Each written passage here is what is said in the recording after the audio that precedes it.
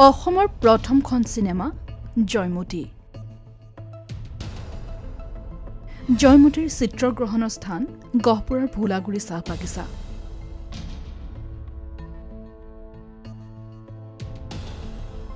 কিন্তু সেই গহপুৰত আজি নাই এটাও চিনেমা হল।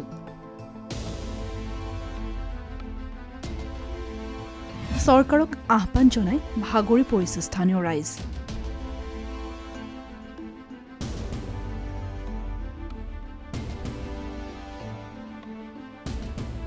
যি সময়ত অসমীয়া চিনেমাৰ সুদিন ঘূৰি আহিছে, ঠিক সেই সময়তে চিনেমা চোৱাৰ পৰা বঞ্চিত হৈ আহিছে গহপুৰবাসী ৰাইজ।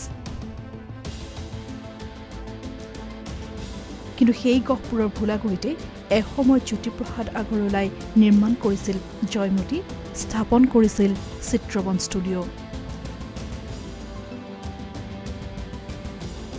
বিশ্বনাথ জিলাৰ গহপুৰ মহকুমাৰ 15 নং ৰাষ্ট্ৰীয় ঘাইপথৰ পৰা উত্তৰে প্ৰায় 200 কিলোমিটাৰ আৰু গহপুৰ নগৰৰ পৰা প্ৰায় 10 কিলোমিটাৰ পশ্চিমে অৱস্থিত ভুলাগুৰি চাহ বাগিচাতে আছে অসমৰ প্ৰথমটো ফিল্ম ষ্টুডিঅ' চিত্ৰবন। এই ষ্টুডিঅ' নিৰ্মাণত থলুৱা সামগ্ৰীৰে থলুৱা আৰ্হিৰে ঘৰ সাজি লোৱা হৈছিল। বাঁহৰ জাপি, পহু আৰু মহৰ শিং আৰু নগাজাতিৰে জ্যোতিপ্ৰসাদে ষ্টুডিঅ'ৰ ভিতৰত আহোম ৰাজচৰা সাজিছিল।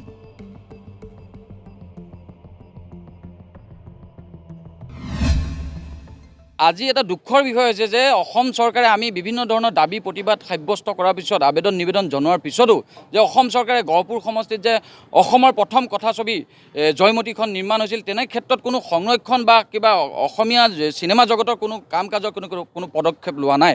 গহপুৰত যে অসমীয়া যি কথাছবি নিৰ্মাণ কৰিছিল জয়মতী, ইয়াৰ কোনো নাম নিচান নাইকিয়া হৈ গৈছে। এইটো অতি দুখৰ বিষয়। গতিকে গহপুৰত এটা কথাছবিৰ ঘৰ, চিনেমা হল ইয়াত এটা নিৰ্মাণ কৰিব লাগে বুলি আমি আমাৰ অনুসূচিত জাতি ছাত্ৰ সন্থাৰ তৰফৰ পৰা আমি দাবী জনাইছোঁ। কিন্তু দুৰ্ভাগ্যজনক কথা এই যে অসমত অসমীয়া চিনেমাৰ উদ্যোগটোৰ প্ৰসাৰতা আৰু উত্তৰণৰ বাবে একাংশই অহৰহ চেষ্টা চলাই থকাৰ সময়তে গহপুৰত কিন্তু আজিকোপতি গঢ় লৈ নুঠিল এটাও চিনেমা হল।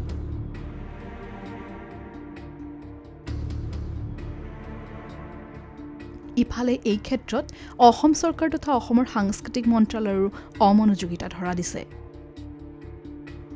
ইফালে গহপুৰত থকা ইতিহাস প্ৰসিদ্ধ গৃহটো ভাঙি ছিঙি যোৱাত ইয়াৰ সংৰক্ষণৰ বাবে অসম চৰকাৰৰ সাংস্কৃতিক মন্ত্ৰণালয়ৰ পৰা প্ৰায় 1 কোটি টকা আবণ্টন দিয়াৰ কথা উল্লেখ কৰিছে বিধায়ক উৎপল বৰাই।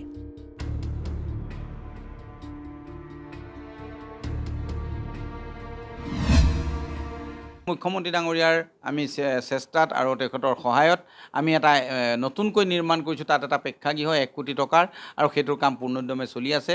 কিছুদিনৰ পাছত আমাৰ উঠি অহা প্ৰজন্মৰ কণ কণ শিশুসকলে তাত কৃষ্টি সংস্কৃতি বিকাশ কৰি আমাৰ যিটো প্লেটফৰ্ম লাগে সেই প্লেটফৰ্মটো আমি তৈয়াৰ কৰিবলৈ চেষ্টা কৰিছোঁ। আৰু বাগিচাৰ বন্ধুসকলেই নহয়, আমাৰ স্থানীয় ৰাইজেও বিচাৰিছে তাত এটা চিনেমা হলৰ কাৰণে।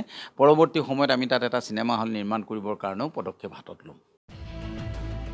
ইয়াৰ মাজতে গহপুৰত চলিল ৰত্নাকৰ আৰু কাঞ্চনজংঘাৰ প্ৰচাৰ। হিলদল ভাঙি ওলাই আহিল সকলো। প্ৰচাৰৰ মাজতে যতীন বৰাৰ প্ৰতিশ্ৰুতি, শীঘ্ৰেই গহপুৰত নিৰ্মাণ হ'ব ছবিগৃহ। দুৰ্ভাগ্যজনকভাৱে বিশ্বনাথত পূৰ্বে এটা চিনেমা হল গঢ়ি উঠিছিল যদিও সেইটো বৰ্তমান পৰিত্যক্ত অৱস্থাত আছে। গতিকে গহপুৰ আৰু বিশ্বনাথবাসী ৰাইজ বৰ্তমানেও বঞ্চিত হৈ আছে চিনেমা চোৱাৰ পৰা। শীঘ্ৰেই অঞ্চলটোৰ দল সংগঠনে এটা চিনেমা হল নিৰ্মাণ কৰিবলৈ দাবী জনাইছে চৰকাৰক।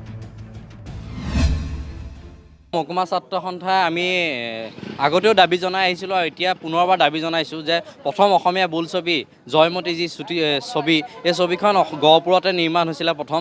আৰু সেই প্ৰথম ছবি যি গহপুৰত নিৰ্মাণ হোৱা আজি বহু বছৰ উকলিল। কিন্তু আজি দুৰ্ভাগ্যবশতঃ এই যে অসম চৰকাৰখনে বা কেন্দ্ৰীয় চৰকাৰখনে আজি গোপতি গহপুৰত এটা চিনেমা হল প্ৰতিষ্ঠা হোৱা নাই, গহপুৰবাসীৰ ৰাইজৰ বাবে অতি দুৰ্ভাগ্যজনক বিষয়। সেইকাৰণে আমি গহপুৰ মহকুমা ছাত্ৰই দাবী জনাইছোঁ যে অতি শীঘ্ৰে গহপুৰত এক আটক ধুনীয়া চিনেমা হল তৈয়াৰ কৰি।